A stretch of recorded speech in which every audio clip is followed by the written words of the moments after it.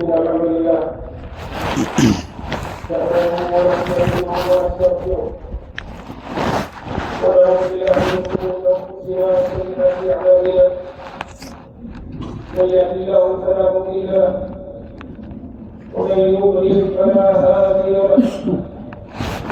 واشهد ان لا اله الا الله وحده لا شريك له واشهد ان محمدا عبده ورسوله صلى الله عليه وعلى آله وصحبه وسلم تسليما كثيرا. أما بعد فأوصيكم أيها الناس ونفسي بتقوى الله. يا أيها الذين آمنوا اتقوا الله حق تقاته ولا تموتن إلا وأنتم مسلمون. إخوة الإيمان، يقول جابر بن عبد الله لما رجعت إلى رسول الله صلى الله عليه وسلم مهاجرة له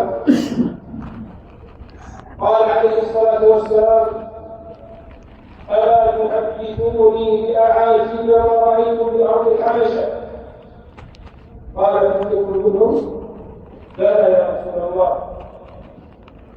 بينما نحن جلوس مرت بنا عجوز من عجائز رهبانهم تحمل على رأسها قلة من ماء،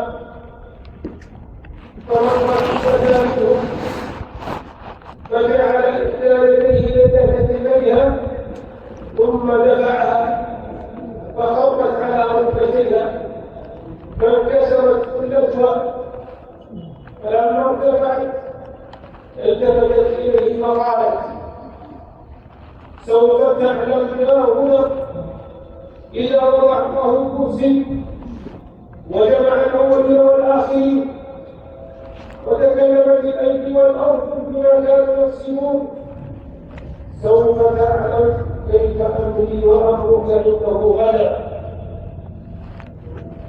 قال يقول رسول الله صلى الله عليه وسلم: صدقت.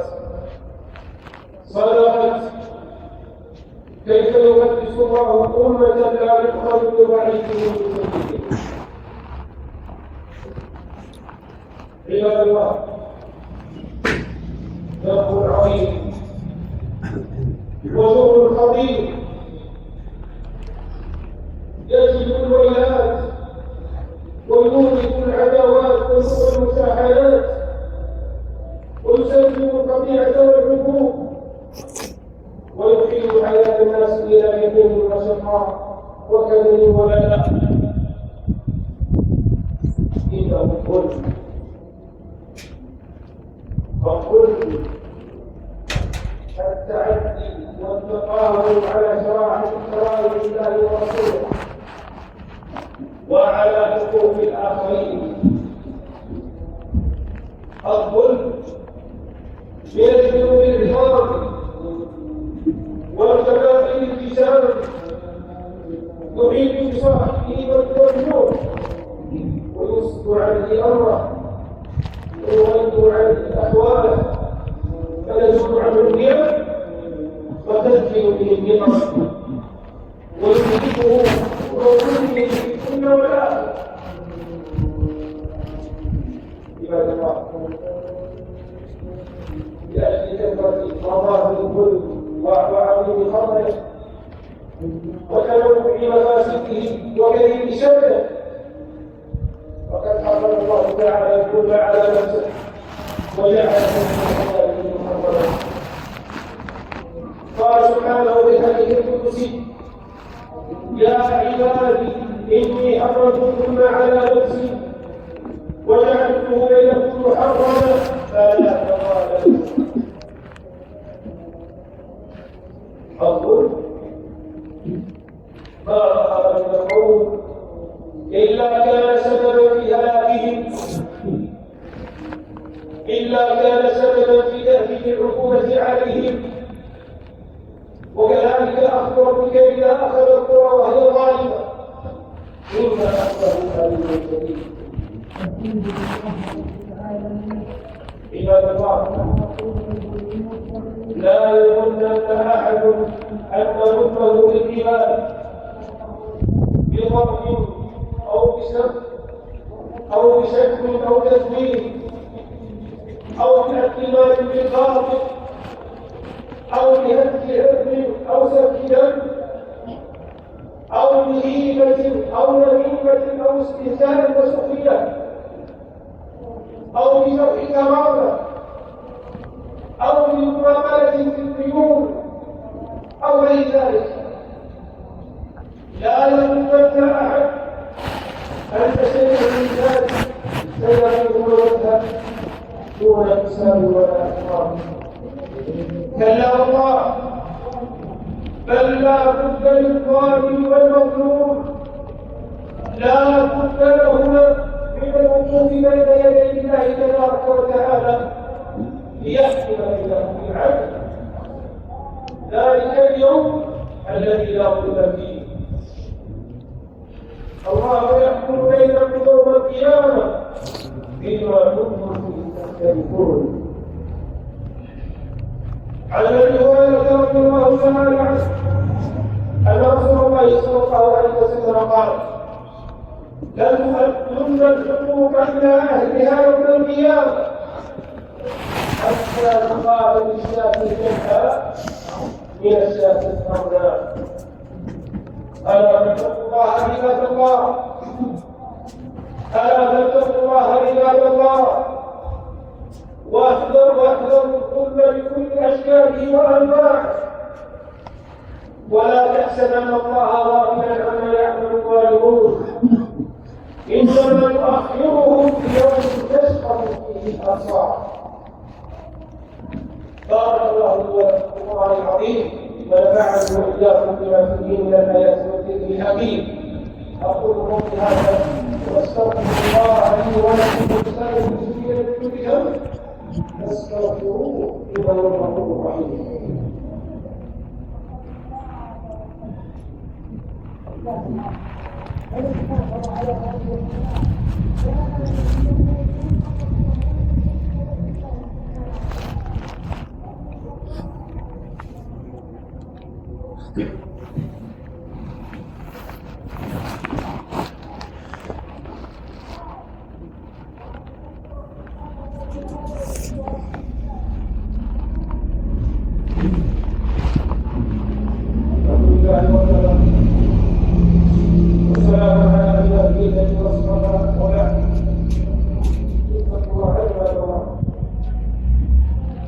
واحذروا من انتقام المظلومين اهدوا بدعوات الأمة الأسود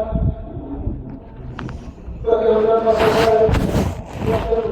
ذلك على الظالمين حياتهم كم كفت عليهم الأوجاع والأسقام كم كفت هذه الدعوات كم كفت عليهم الأوجاع والأسقام وذهاب الأولاد والأموال. قال عليه الصلاة والسلام ثلاثة لا ترد دعوتهم وترد دعوة المظلوم تحمد على الغمام وتفتح لها أبواب السماء ويقول الله تبارك وتعالى وعزتي وجلالي لأنصرنك ولو بعد حين. أما بالآخرة فتنزل للظالم اللعنة يوم لا ينفع الظالمين معذرتهم ولهم اللعنة ولهم سوء الدار.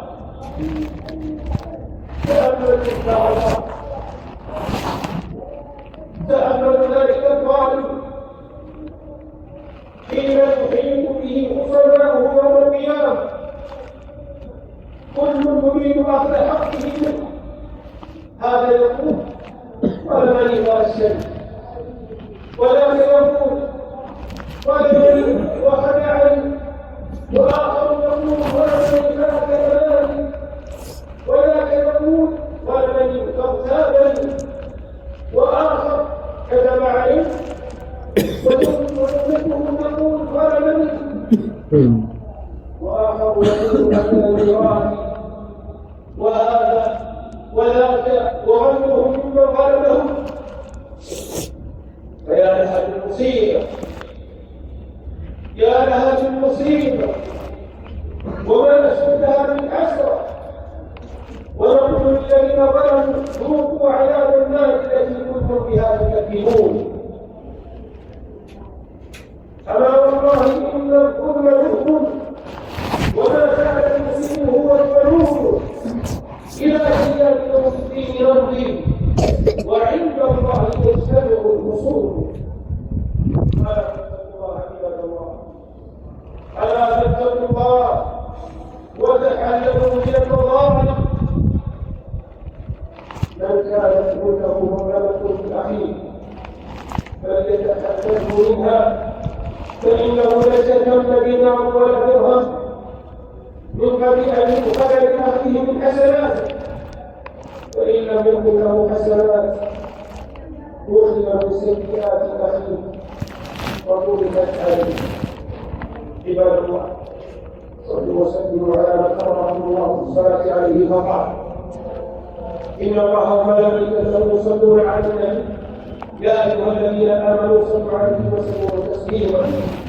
اللهم صل وبارك على نبينا محمد وعلى آله وصحبه وسلم على نبيه إلى يوم الدين. اللهم أعز الإسلام والمسلمين وأذل الشرك والمشركين ودمر أعداء الدين.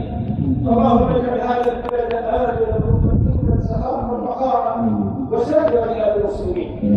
اللهم وفق إمامنا وولياه إلى التوحيد والتقوى. اللهم أعنه وولي عهده على البر والتقوى. اللهم هنئه بالدعاء الصالحة الناصحة برحمتك يا أرحم الراحمين. اللهم أهل قلوبنا من الغفلات وطهر جوارحنا من المعاصي والسيئات واختم أعمالنا بالصالحات. ربنا آتنا في الدنيا حسنة وفي الآخرة حسنة وقنا عذاب النار.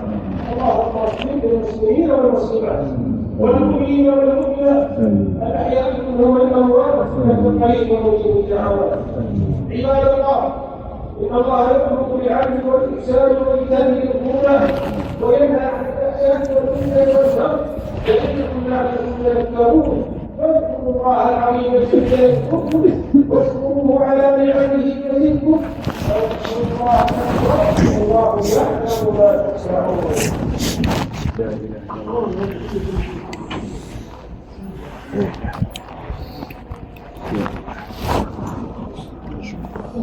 الله أكبر الله أكبر أشهد أن لا إله إلا الله أشهد أن لا إله إلا الله الله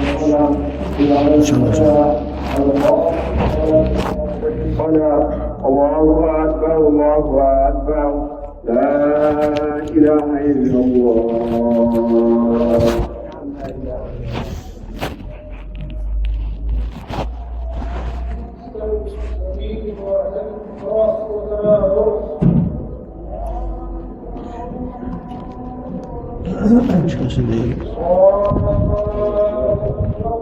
الله أكبر.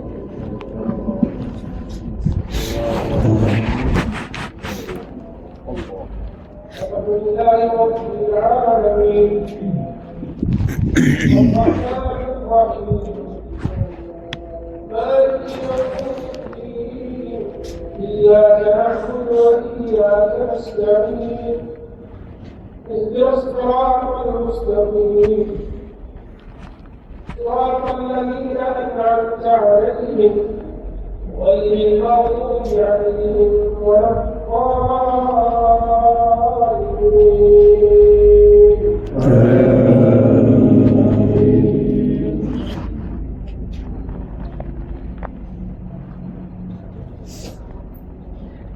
إذا زلزلت الأرض زلزالها وأخرجت الأرض أثقالها وقال الإنسان ما لها يومئذ تحدث أخبارها بأن ربك أوحاها يومئذ يصدر الناس أشتاتا ليروا أعمالهم فمن يعمل مثقال ذرة خيرا يره ومن يعمل مثقال ذرة شرا يره. الله أكبر.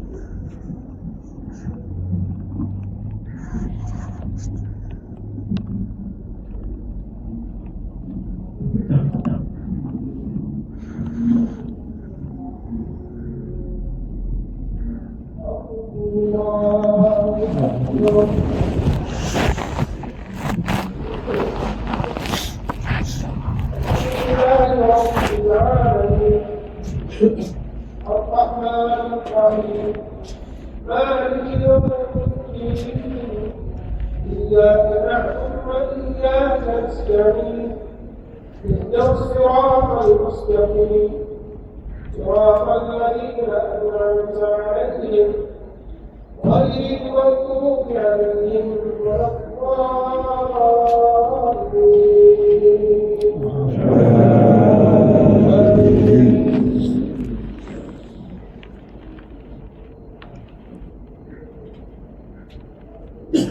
والعصر إن الإنسان لفي خسر إلا الذين آمنوا وعملوا الصالحات وتواصوا بالحق وتواصوا بالصبر.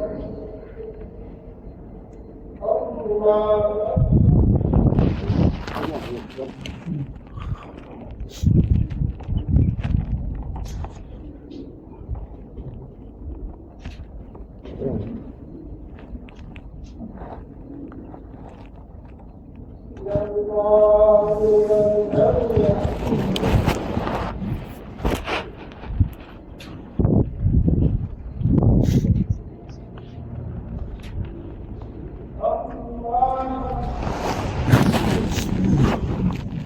หลั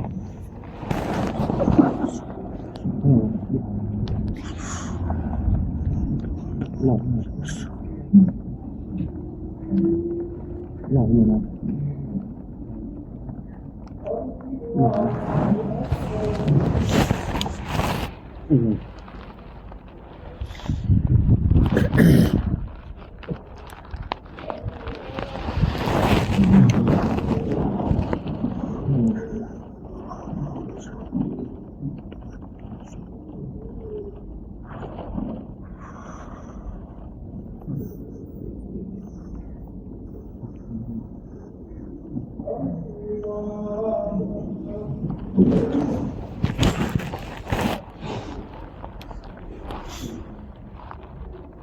ไม่อยากเลย